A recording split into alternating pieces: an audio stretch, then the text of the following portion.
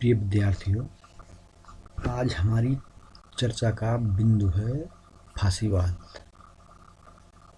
अर्थात इटली में फांसीवाद का उदय किस तरह हुआ और किस तरह फांसीवाद ने इटली में ही नहीं बल्कि विश्व पर अपना प्रभाव डाला और द्वितीय विश्व युद्ध के लिए फांसीवादी ताकतें, या हम कह सकते हैं कि तानाशाही शक्तियाँ कारण बनी। फांसीवाद का जन्म सर्वप्रथम इटली में हुआ। फांसी शब्द जो इटली का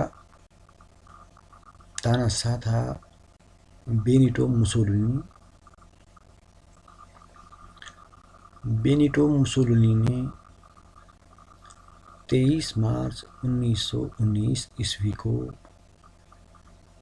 इटली के मिलान नगर में एक नए दल की स्थापना की। इस दल का नाम था फासियो डी कम्बैटिमेंटो, जिसे संक्षेप में हम फांसी कहते हैं। इस फांसी दल की स्थापना मुसोलिनी द्वारा की गई। फांसी का अर्थ फेसियो शब्द से लिया जाता है, जिसका सामान्य अर्थ होता है गट्ठा या समूह।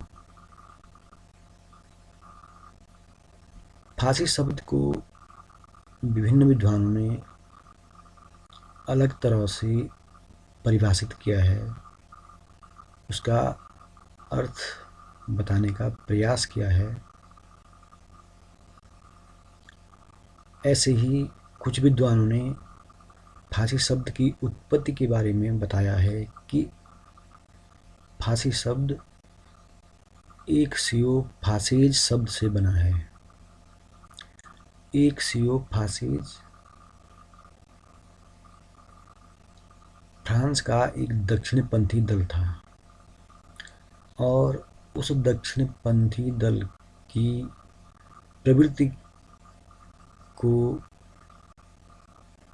और उस दल के कार्यों को विद्वानों ने फांसी प्रवृत्ति का बताया है।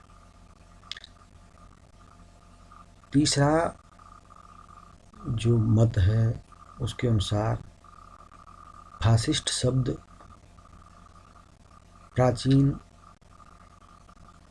रोमन सम्राटों के समय जो सरकार के प्राधिकार और शक्ति का प्रतीक होता था, तो उस प्रतीक में बीच में एक फरसा और उसके चारों ओर छड़ों का एक गट्ठर होता था।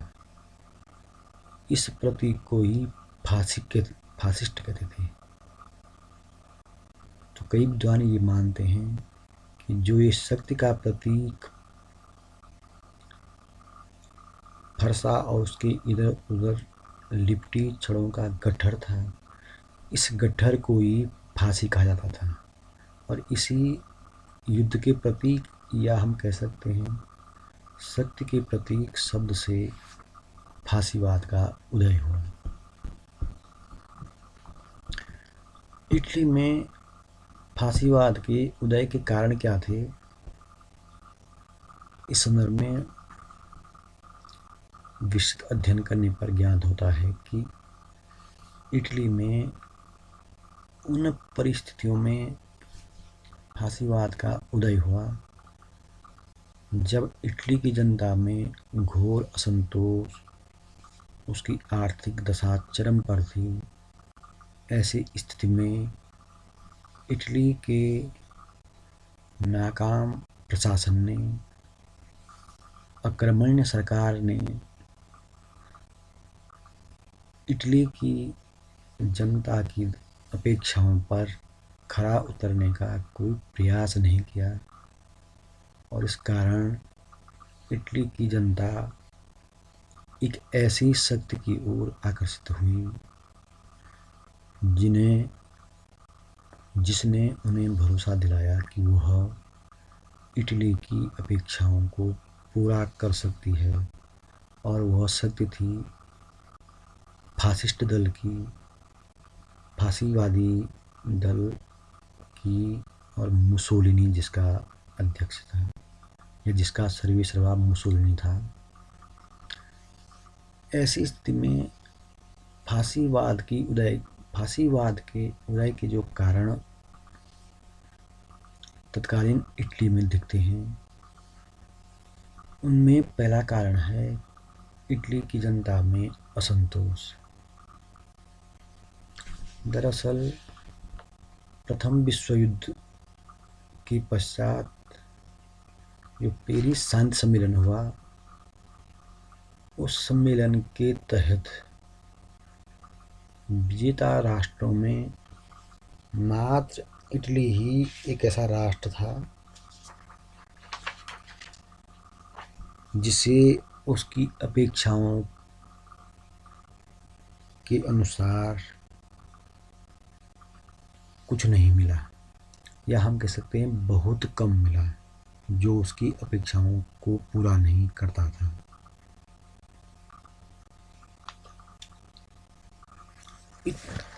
हमें यह नहीं भूलना चाहिए कि प्रथम विश्व युद्ध से पूर्व इटली जर्मनी और ऑस्ट्रिया के साथ सम्मिलित था। त्रिराज्य संधि के अनुसार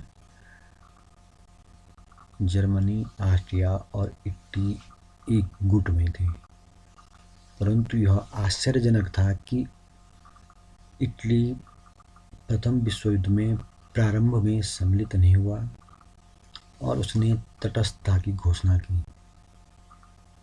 बाद में इटली ने 1915 ईस्वी में मित्र राष्ट्रों के साथ लंदन में एक संधि की, और उस संधि के अनुसार मित्र राष्ट्रों ने युद्ध के पश्चात इटली को टिरोल, ट्राइटिनो, डाल्मेशिया, इस्टीरिया तथा अल्बानिया का क्षेत्र देने का आश्वासन दिया, और इस आश्वासन के पश्चात इटली मित्र राष्ट्रों की ओर से युद्ध में सम्मिलित हुआ।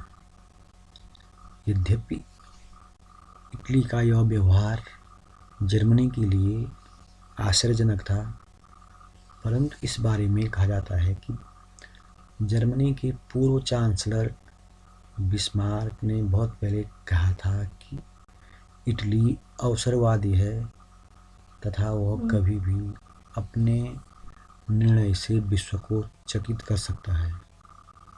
और वास्तव में प्रथम विश्व युद्ध में इटली ने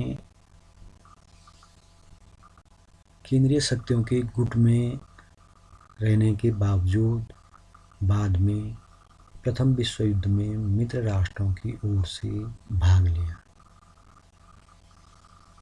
परंतु जब प्रथम विश्व युद्ध समाप्त हुआ तो पेरिस के शांति सम्मेलन में इटली को उसकी अपेक्षाओं के अनुसार बहुत कम क्षेत्र मिला। लंदन की संधि के अनुसार उसे जो टिरोल, ट्राइटिनो, डल्मेशिया, इस्टीरिया तथा अल्बानिया देने का आश्वासन दिया गया था, यह सब इटली को कुछ भी नहीं मिला। इटली को मात्र ट्रेटिनो और डाल्मेशिया का कुछ भाग तथा दक्षिणी टिरोल से ही संतोष करना पड़ा। यही नहीं, इटली की आशा थी कि फ्यूम का बंदरगाह उसे मिलेगा, परंतु फ्यूम का बंदरगाह भी उसे नहीं दिया गया। इसका परिणाम यह हुआ कि इटली ने अपने को ठगा सा महसूस किया तथा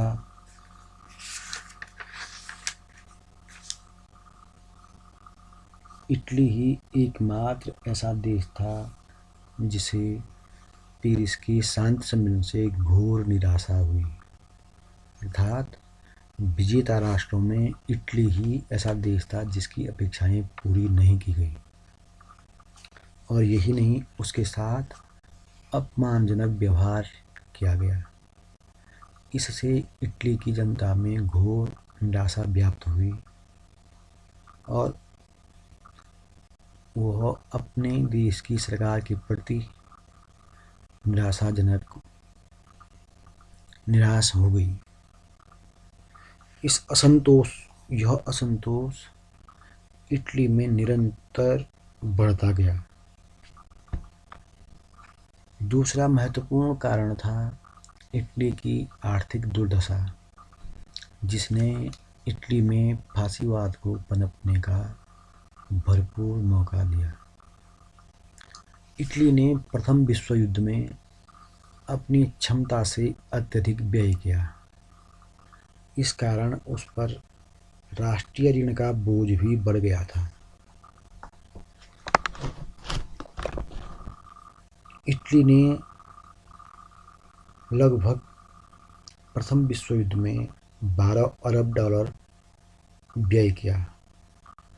इससे इटली की मुद्रा का इस मूल्य 70% कम हो गया। वस्तुओं के मूल्य बढ़ गए। यही नहीं, इटली ने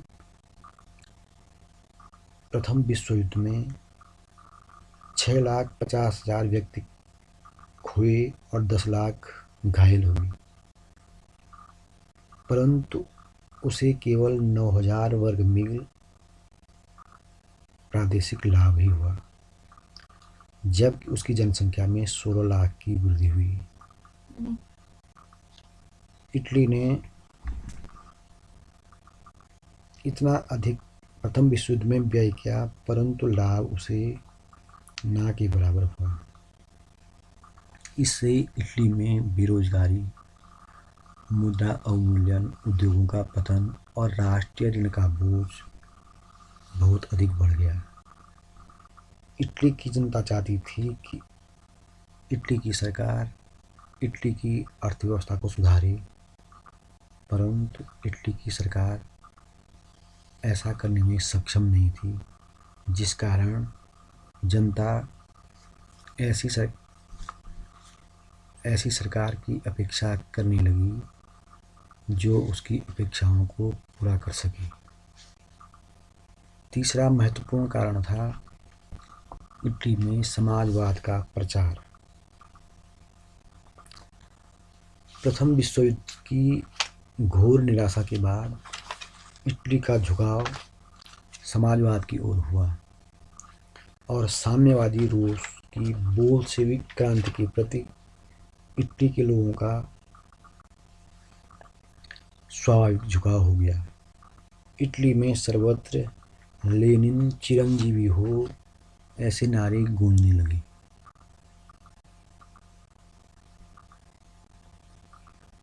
इसका परिणाम यह हुआ कि समाजवाद के प्रचार प्रसार के कारण इटली में मजदूरों द्वारा हड़ताल व प्रदर्शन किया जाने लगा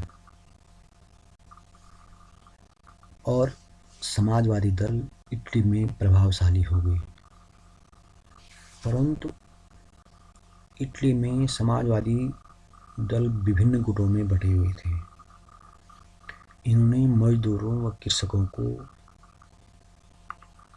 यद्यपि जरूर भड़काया और यहाँ तक कि मजदूरों द्वारा 100 कारखानों पर अधिकार भी किया गया, परंतु ये उन्हें सही दिशा देने में नाकाम रहे। अर्थात समाजवादी दल अपनी गुटबंदी के कारण इटली को किसी निश्चित रास्ते पर आगे बढ़ाने में असफल रही। यही नहीं, 100 कारखानों को भी वो सफलतापूर्वक संचालित नहीं कर पाए।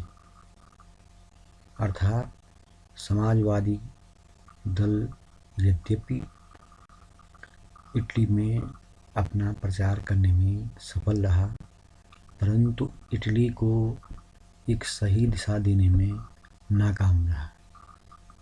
इस कारण मुसोलिनी को अपने दल का प्रभाव बढ़ाने का मौका मिला।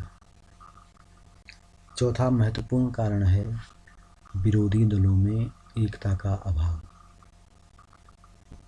इटली में प्रथम विश्व युद्ध के बाद अनेक राजनीतिक दल थे, परंतु किसी भी दल को स्पष्ट बहुमत नहीं था। सभी दलों का चरित्र यह था कि वे सत्ता पर येन केन प्रकारेण अधिकार करना चाहते थे। इसका परिणाम यह हुआ कि विरोधी दलों का एकमात्र उद्देश्य सत्ता प्राप्ति था। अतः ऐसी स्थिति में फासिस्ट दल ने इस परिस्थिति का लाभ उठाया और अपना प्रभाव बढ़ाया। पांचवा महत्वपूर्ण कारण था इटली में भविष्यवादी आंदोलन का प्रभाव। एक प्रसिद्ध विचारक मेरेनेटी द्वारा भविष्यवादी विचारधारा का इटली में जोर शोर से प्रचार प्रसार किया गया। मेरेनेटी के अनुसार प्रजातंत्र, उदारवाद, शांति आदि सिद्धांत दकियानूसी और पुराने थे। मेरेनेटी युद्ध को मानव जीवन की आवश्यकता मानता था तथा उसका मानना था कि युद्ध संसार के लिए अनिवार्य है।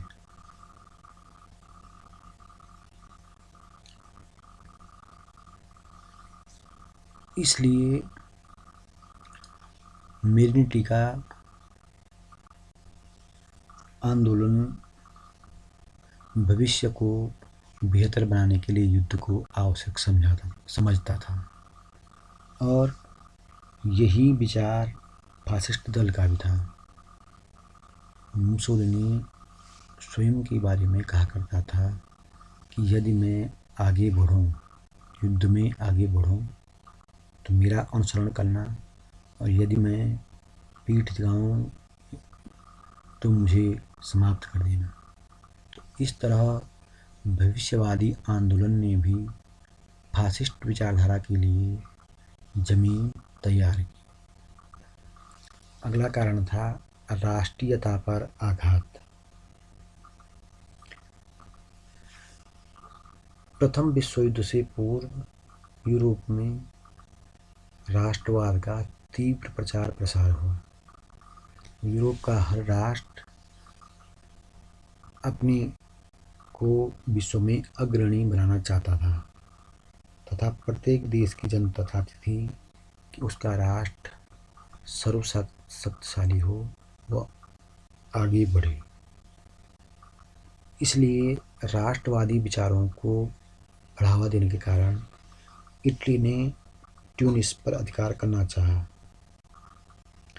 परंतु जर्मनी की प्रेरणा से फ्रांस ने उस पर अधिकार कर दिया और इस तरह 1881 में इटली का ट्यूनिस पर अधिकार करने का सपना भी अधूरा रहा। अब इटली ने अबिसिनिया पर अधिकार करने के लिए आक्रमण किया, परंतु इसमें भी वो असफल रहा और हार गया। इससे इटली के राष्ट्रीय सम्मान को गहरा आघात लगा। अब इटली जब प्रथम विश्व युद्ध में सम्मिलित हुआ तो लंदन की संधि के अनुसार इटली ने अपने मांगों को पूरा करने का प्रयास किया और उसे मित्र राष्ट्रों ने यह भरोसा दिया कि वे उसे निश्चित ही अबिसिनिया, ट्रिनिटो, डालमेसिया आदि क्षेत्र देंगे। परंतु प्रथम विश्व युद्ध के बाद इटली की अपेक्षाओं को जो आघात लगा, उससे इटली की जनता ने अपना राष्ट्रीय अपमान समझा और ऐसे समय में फासिस्ट दल ने इटली वासियों की आकांक्षाओं की पूर्ति करने का प्रचार किया इससे इटली की जनता को लगा कि फासिस्ट दल ही उनकी अपेक्षाओं को पूरा कर सकता है और इस कारण इटली में फासीवाद को बढ़ने का मौका मिला। अगला कारण है हेगेल के सिद्धांतों का प्रचार। हेगेल का जन्म यद्यपि जर्मनी में हुआ था, परंतु हेगेल के सिद्धांतों में राज्य को बहुत प्रमुखता दी गई। हेगेल राज्य को विश्व आत्मा अर्थात ईश्वर का पार्थिव रूप मानता था।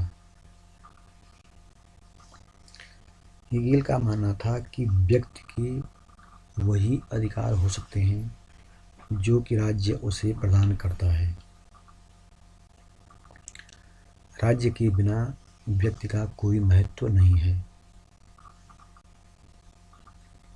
इसका अर्थ था कि राज्य के अंदर ही सब कुछ है और राज्य के बाहर कुछ नहीं है। यही विचारधारा फासिस्ट दल की भी थी। फासिस्ट दल का उद्देश्य भी यही था कि राज्य प्रमुख है, व्यक्ति नहीं। और इन हेगेल के इन विचारों से भी फासीवाद को बढ़ावा मिला। अगला और सबसे महत्वपूर्ण तात्कालिक कारण है इटली में तत्कालीन सरकार की अयोग्यता व अकर्मण्यता। उस समय इटली की स्थिति बड़ी शोचनीय थी। पेरिस के निर्णयों के विरोध में इटली की जनता में व्यापक असंतोष था। देश का आर्थिक ढांचा चरमरा गया था। कृषि, उद्योग, व्यापार, वाणिज्य सभी का ह्रास हो रहा था। समाजवादी दल के सहयोग से श्रमिकों ने विद्रोह कर लगभग 100 कारखानों पर अधिकार कर लिया था, परंतु सरकार ने इन विद्रोहों को दमन करने का कोई प्रयत्न नहीं किया। अर्थात सरकार द्वारा विद्रोह को दबाने का कोई प्रयास नहीं किया गया और न ही जनता के बीच व्याप्त असंतोष को दूर करने का प्रयास किया गया। सरकार की इस अकर्मण्यता के विरोध में साम्यवादी दल के किए गए कृत्य अर्थात 100 कारखानों पर अधिकार को भी सरकार कोई कार्रवाई नहीं कर पाई और श्रमिकों द्वारा 100 कारखानों पर अधिकार कर दिया गया। सरकार की इस अकर्मण्यता का लाभ फासिस्ट दल ने उठाया, जिस कारण फासिस्ट दल की लोकप्रियता बढ़ती गई और उसके दूरदर्शी कुशल नेतृत्व के कारण गणतंत्रवादी सरकार का पतन हो गया और मुसोलिनी के फासिस्ट दल को सत्ता पर नियंत्रण प्राप्त हो गया। इस तरह इटली में फासीवाद का उदय हुआ।